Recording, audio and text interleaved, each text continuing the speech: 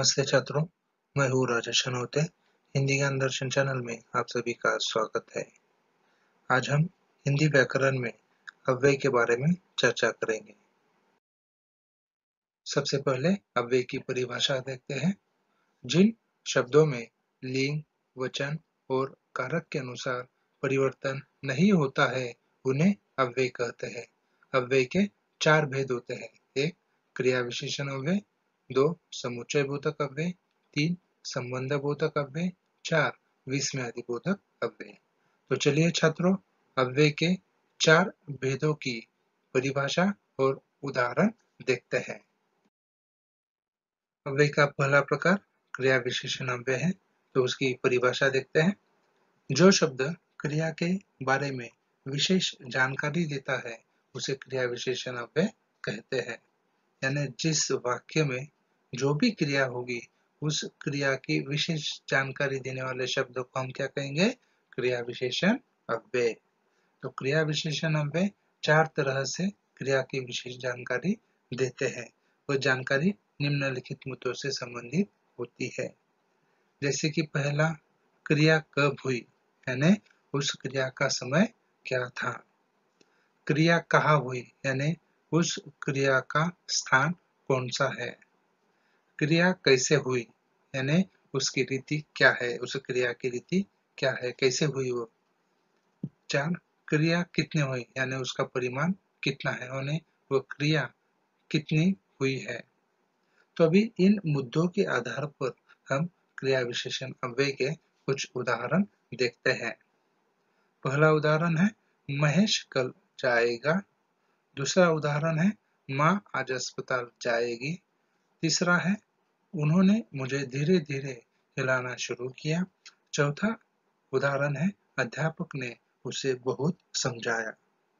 अब इन चारों वाक्यों को अगर हम ठीक से देखेंगे तो हमें समझ में आएगा कि पहले वाक्य में क्रिया का समय बताया गया है। दूसरे वाक्य में जो है स्थान है ना, माँ आज अस्पताल जाएगी, तो स्थान कहाँ पर जाने वाली है? अस्पताल में। तीसरी क्रिया है रीति, यानी कैसे हुई। जो भी क्रिया है वो कैसे हुई ये बताया है। क्रिया कितनी हुई यह अंतिम 4 नंबर के उदाहरण में बताया गया है। तो चलिए इसको विश्लेषण में हम देखते हैं, समझ कर लेते हैं। महेश कल जाएगा। अभी इस वाक्य में क्रिया कौन सी है? जाएगा, यानी जाने की क्रिया है। तो महेश जाएगा, और कब जाएगा? कल। यानी क्रिया की विशेषता बताने वाला शब्द कौन सा है? कल। तो इस पहले उदाहरण में महेश कल जाएगा, इस उदाहरण में कल यह शब्द क्रिया की विशेषता बताता है, इसलिए यह वाक्य क्रिया विशेषण अव्यय कहलाता है। दूसरे उदाहरण में समझ कर लेते हैं। माँ आज अस्पताल जाएगी। माँ अस्पताल जाएगी, पर कब जाने वाली है? आज। तो इस वाक्य में आज यह शब्द जो है क्रिया विशेषण अव्यय है, यानी यह क्रिया की विशेषता बता रहा है, यानी कौन सी विशेष जानकारी दे रहा है, यानी आज जाने की जानकारी दे रहा है। उन्होंने मुझे धीरे धीरे हिलाना शुरू किया। यहाँ पर जो है हिलाना जो है एक क्रिया है, परंतु इस क्रिया का विशेषता बताने वाला शब्द कौन सा है? धीरे धीरे। तो इसीलिए ये धीरे धीरे शब्द क्या हुआ? क्रिया विशेषण अव्यय। अध्यापक ने उसे बहुत समझाया। अंतिम 4 नंबर के उदाहरण में हमें ठीक से समझ कर लेना है कि अध्यापक ने उसे समझाया। यहाँ पर क्रिया कौन सी है? समझाने की क्रिया है। जब वाक्य में क्रिया की विशेषता बताने वाला जो शब्द होता है, विशेष जानकारी देने वाला, तो अभी अंतिम वाक्य में क्रिया की विशेष जानकारी देने वाला शब्द कौन सा है? बहुत। तो इसीलिए अध्यापक ने उसे बहुत समझाया, तो बहुत यह शब्द क्रिया विशेषण अव्यय कहलाता है। तो चलिए अगला प्रकार देखते हैं। अव्यय का दूसरा प्रकार है समुच्चय बोधक अव्यय। उसकी परिभाषा है जो शब्द एक वाक्य को दूसरे वाक्य से या एक शब्द को दूसरे शब्द से जोड़ते हैं उन्हें समुच्चय बोधक अव्यय कहते हैं। इसमें किंतु, परंतु, क्योंकि, लेकिन, अथवा, और यद्यपि आदि शब्दों का प्रयोग किया जाता है। जैसे राजन ने बहुत मेहनत की परंतु सफल नहीं हुआ। अब इस पहले उदाहरण में दो वाक्य दिए हैं। इन दो वाक्यों को जोड़ने का कार्य एक शब्द कर रहा है। जैसे कि पहला वाक्य है राजन ने बहुत मेहनत की, ये पहला वाक्य है, परंतु सफल नहीं हुआ। परंतु यह शब्द जो है दो वाक्यों को यहाँ पर जोड़ रहा है, इसलिए परंतु शब्द जो है समुच्चय बोधक अव्यय कहलाता है। वह उठा और घर चला गया। अब यहाँ पर भी दो वाक्य दिए हैं। इन दो वाक्यों को जोड़ने का कार्य और यह शब्द कर रहा है, इसलिए यह और शब्द समुच्चय बोधक अव्यय कहलाता है। मुझे 2000 की नोट देनी पड़ी क्योंकि दुकानदार के पास छुट्टे नहीं थे। इस उदाहरण में भी दो वाक्यों को जोड़ने का कार्य क्योंकि यह शब्द कर रहा है, इसलिए क्योंकि यह जो शब्द है समुच्चय बोधक अव्यय कहलाता है। ऐसे बहुत से उदाहरण हैं, जैसे कि राम और श्याम। अभी इन दो शब्दों को जोड़ने का कार्य राम और श्याम, इन दो शब्दों को जोड़ने का कार्य कौन कर रहा है?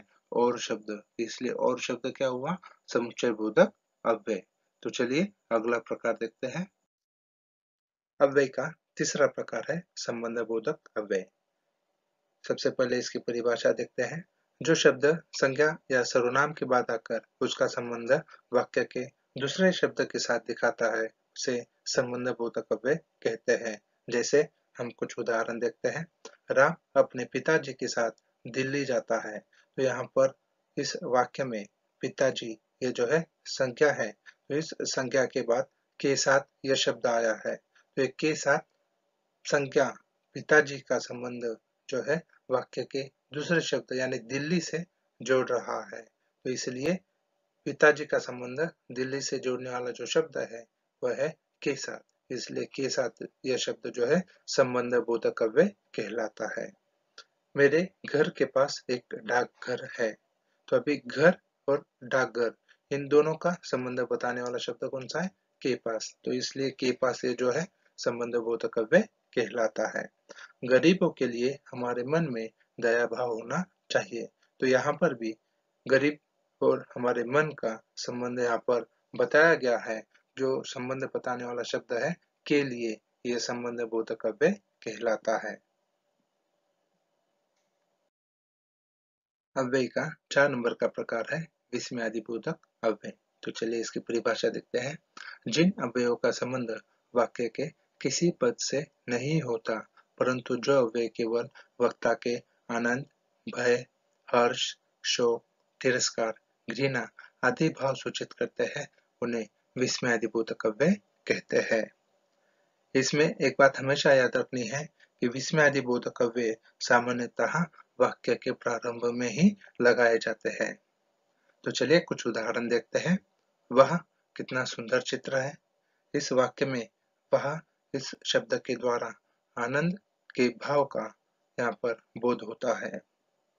दूसरा उदाहरण देखते हैं। हाय बेचारा बच्चा अनाथ हो गया। इस वाक्य में हाय इस शब्द के द्वारा शोक या दुख का बोध हो रहा है। छी कितनी गंदगी है। इस वाक्य में भी छी इस शब्द के द्वारा घृणा का बोध हो रहा है।